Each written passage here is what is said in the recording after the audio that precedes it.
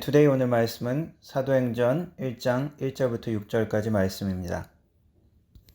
데오빌로여, 내가 먼저 쓴 글에는 무릇 예수께서 행하시며 가르치시기를 시작하신부터 그가 택하신 사도들에게 성령으로 명하시고 승천하신 날까지의 일을 기록하였노라.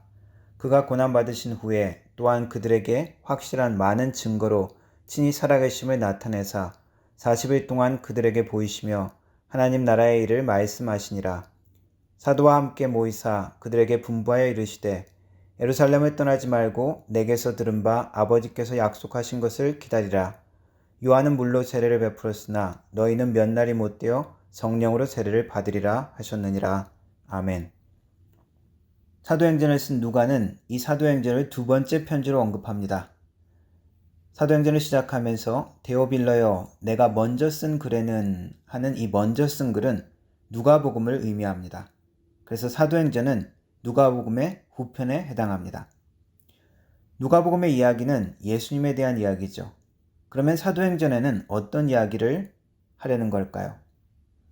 사도행전은 사도들을 통하여 동일하게 지속되는 예수님의 사역의 이야기라 할 수 있습니다.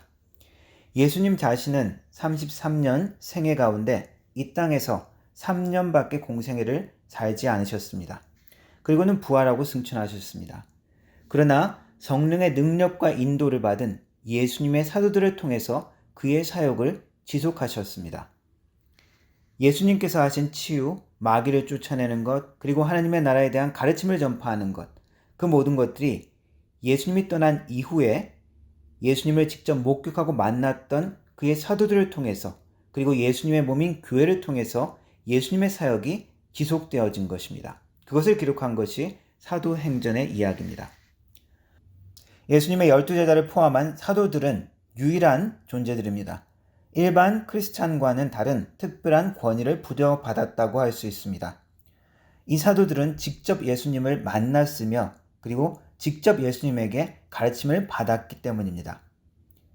현대에도 하나님께서 새로운 시대 가운데 새로운 사도들을 이 땅에 지금 세우신다라고 주장하는 은사주의적인 흐름이 있습니다. 소위 신사도 운동이라고 하는데 그들의 문제점을 비판하면서 지적하는 것이 바로 사도들은 유일한 예수님의 직계 제자들이고 예수님을 눈으로 직접 목격한 사람들을 말하기 때문에 지금 하나님께서 사도들을 또 새로 세우셨다라는 것은 잘못됐다라고 이야기합니다. 신사도 운동에 대해서 필요하다면 다음 기회에 나누겠습니다만 확실한 것은 이 초기 사도들의 특별한 유일성이 있다는 것입니다. 그들은 직접 예수님을 만났고 더구나 예수님께서 보내신 성령의 능력과 인도하심으로 그 사도들을 통해서 예수께서 시작하신 동일한 하나님의 나라가 그들의 사역을 통해서 또한 나타났기 때문입니다. 순수한 예수님의 권위와 능력과 말씀의 사역이 끊임없이 연결되어졌던 것. 그것은 사도들이 살아있었던 두 세대 동안 초대교회와 함께 지속되어졌습니다. 그들이 전한 예수님에 대한 가르침과 그들이 경험한 예수님에 대한 기록을 우리는 성경의 권위로 받아들입니다. 그런 면에서 사도들의 유일성은 부정할 수 없습니다. 그러나 그러한 능력과 하나님의 역사가 사도들에게만 한정되었고 끝났다라고 이야기할 수 없습니다.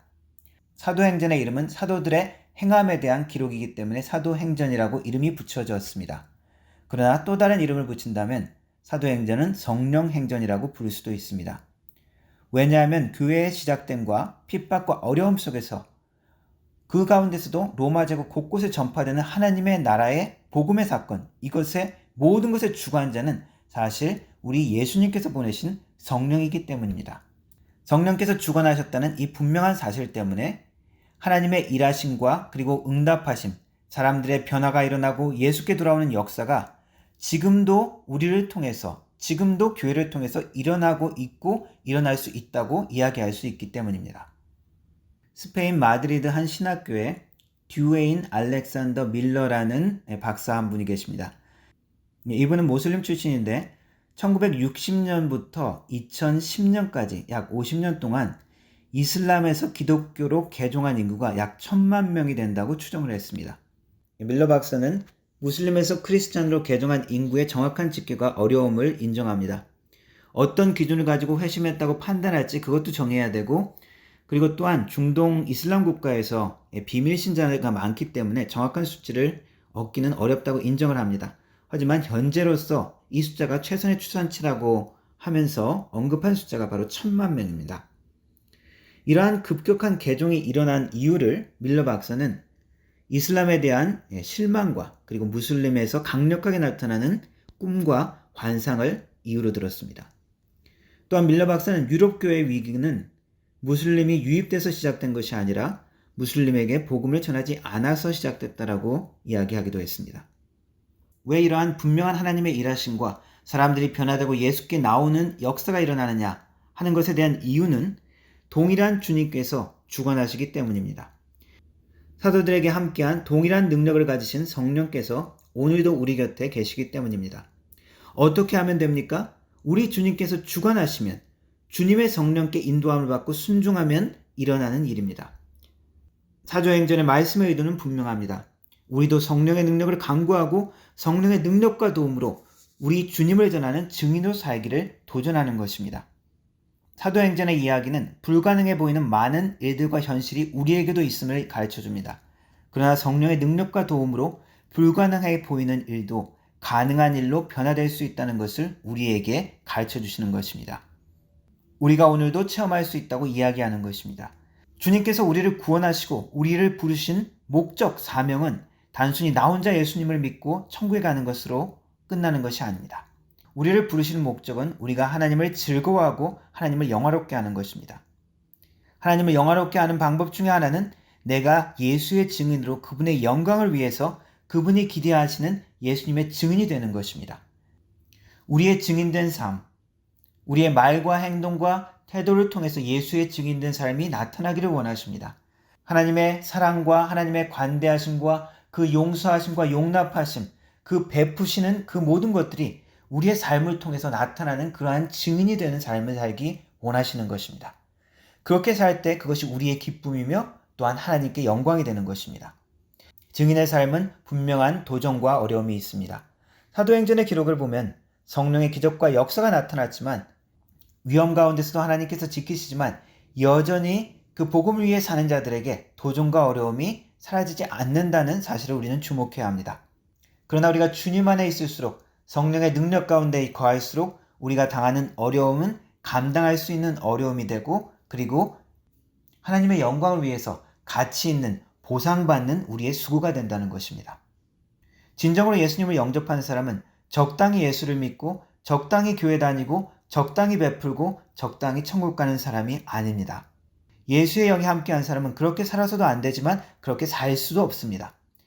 예수의 성령께서 자꾸 우리에게 말씀하시기 때문입니다. 나의 사랑하는 딸아, 나의 사랑하는 아들아, 나의 증인으로 이 땅을 살아라고 말씀하시기 때문입니다. 우리가 성령께 민감할수록 우리의 심령 가운데 우리를 불편하게 하실 수 있습니다. 나를 고치시고 증인의 삶으로 계속 부르시기 때문입니다. 성령 강림절을 맞이하면서 우리에게 보내주신 성령의 음성에 우리가 귀 기울여 봅시다. 오늘도 성령께서는 우리의 심령 속에서 말씀하시기를 원하십니다. 때때로 바쁜 우리의 일상을 잠시 멈추고 우리 속에 계신 성령께 집중해 봅시다. 많은 세상의 즐거움과 자극에서 잠시 눈을 떼고 하나님께서 말씀하신 약속의 의미가 무엇인지 우리가 말씀을 묵상해 봅시다. 세상의 음악과 소리를 끄고 성령께서 말씀하시는 세밀한 음성에 귀 기울여 봅시다. 우리 주님께서 보내신 성령의 인도함을 받아 주님의 증인으로 사는 삶의 특권과 만족과 기쁨을 누리는 우리들의 삶이 되기를 주님의 이름으로 축원합니다. 기도하겠습니다. 하나님, 우리에게 성령을 보내주셔서 감사합니다.